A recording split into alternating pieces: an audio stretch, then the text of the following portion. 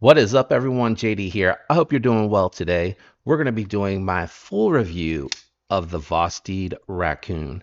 Let's get into it.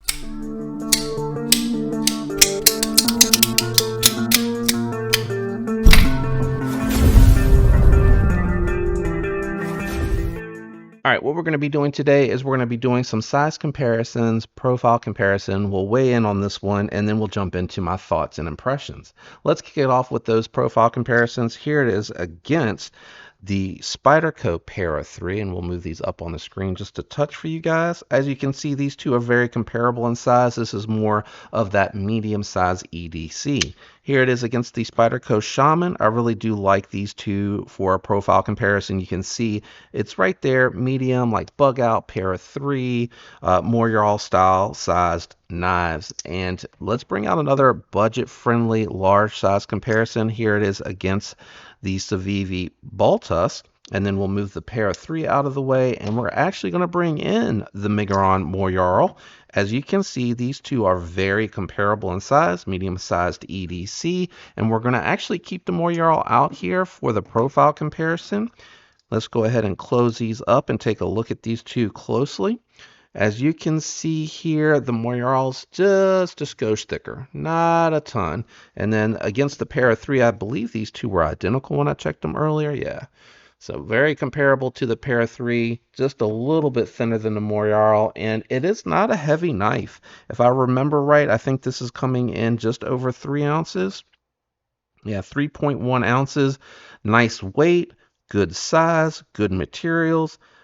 Really a good knife. I loved this one when it first came out. Unfortunately, it had some button lock issues. As you saw in the unboxing and in the cut test video and the disassembly video, I tested it. I'm not going to continue to hammer on the plunge lock because continuously hammering it just for the sake of testing it will eventually damage the lock up, and I don't want to do that. I don't want to chip at the lock. I just need to know that in an off instance or one-off instance, if I'm backing out of a cut hard, like I'd have to be backing out hard and I hit the spine, that I don't need to worry about that breaking. All right, let's jump into the actual review here, guys. We got micarta. We have a reversible fold over deep carry clip that doesn't ride deep. Wish they would just push that back and get rid of that lanyard hole. We have a revised sheep's foot blade, and you can get this in a button lock if you like the fidget factor to that, or you can get that in a crossbar star lock. Both keep the blade, the fingers out of the blade path so that you don't have to worry about that falling down on your fingers.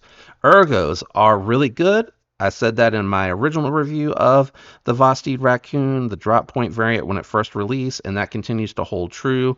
You have a full 4-finger grip. Even if you back up for any type of heavy, hard-duty task, it's still a 4-finger grip. You can get nice power into that. You do want to be careful with the trigger position. While you do have a landing spot up here, you are close to that blade. So my recommendation would be, if you're doing any type of power cut, just go ahead and move back and put your thumb here. That should help with the control and keeping it out of the sharpening tool when you're pushing through. If you are, confident with the grip, you can squeeze and get up a little bit closer, and that will help guide it through. I'm erring on the side of caution because this does slide into the front. I think with the trigger pull and using it like in this choked up position when you're trying to get into a package or doing any type of detailed cutting, it's going to work really well. I also like the pinch grip position on this one a ton. It works really well for me. I'm able to get into a really good spot here. I'm able to very easily get into a comfortable position to use that sheep's foot blade, which is even lower than the drop point blade, which I like about this for detailed work. You're able to get in there. You still have a little bit of a belly, so you can rock down a little bit out on the tip. So you're going to be able to kind of rock just a little bit before you lay flat. You can see my hand's not perfectly flat, guys, but you can see just how much you have to work with when you're rocking. So nice that it has that, and I do appreciate it. The button on here works nice, very minimal stick. There's no side to side, no up and down. It's locked up solid. Vosteed has taken all the necessary steps that should alleviate anyone's concerns about lock failure with that spine whack test. Again, I've done it multiple times. I'm not going to continue to do that with my personal knife. I don't find it necessary. I understand the the desire to know that it's going to lock up solid and it's not going to easily fail. But those were like 8 to 10 medium wax throughout all of those tests, and I'm not going to just continue to do that. I don't want to damage it. Like, that's not the purpose of that. I'm not going to be batoning with this knife. Hopefully, no one else is either with their folders. Now, with this knife, and I can't remember, I'm going to take a peek really quick. The cutting test will be coming later, but it performed really well. Thin, slicey geometry, really good factory edge. For the 14C28N, they seem to do a really good job with that heat treat. They've been doing this for almost 2 years, maybe even longer now at the point of this video. And it seems like they've really dialed this model in, and I do really like and appreciate that. I probably would go and get the satin finish with the crossbar lock so that I could feel even more confident with using it a little bit harder and also not worrying about the marking on the blades. But I really do like this one a lot. And let me turn the light on for you guys. Sorry, the sun was going down, so I'm cutting the light on to help a little bit with the details. They do a really good job with their G10, and I love how worn this micarta looks. It has a really nice finish to it. I decided I didn't even want to oil it, but some mineral oil will keep this fresh and it'll keep it from being too dried out. So if you start to see a lot of white, I would recommend the treatment on that. One of my complaints is it is all T6 hardware, guys. Everything is T6. I wish they would go ahead and upgrade to T8 throughout. I'd really love to see them make that move.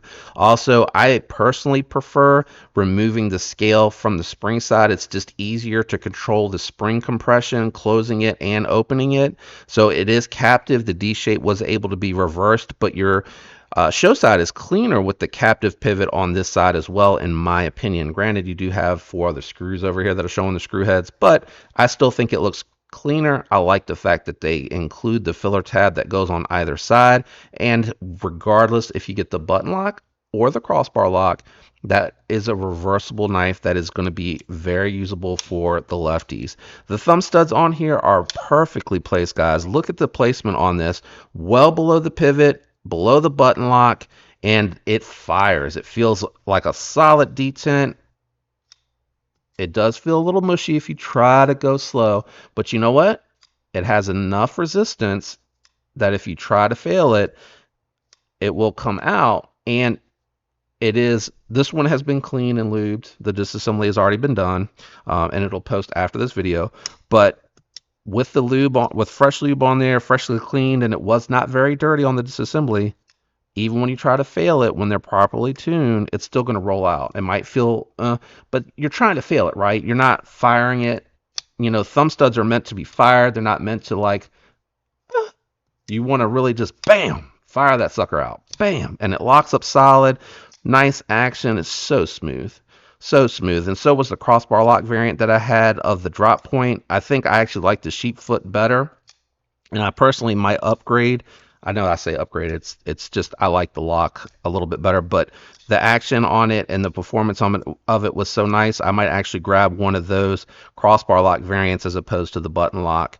I just like this. It's really well done. It's a good medium size everyday carry model that you can use to keep in your pocket. That's going to be lightweight. It's not going to take up a lot of space. You know, it's right around 50 bucks. I would say, you know, the only alternative I would recommend for this one is going to be your Miguron Moyarl. You're getting it for under 50. You're getting a little bit more girth to it. They're both very clean, open and closed because they don't have the flipper tab. Cutting edge on here, you're getting just a little bit more with the Raccoon. Just a little bit more cutting edge with the Raccoon.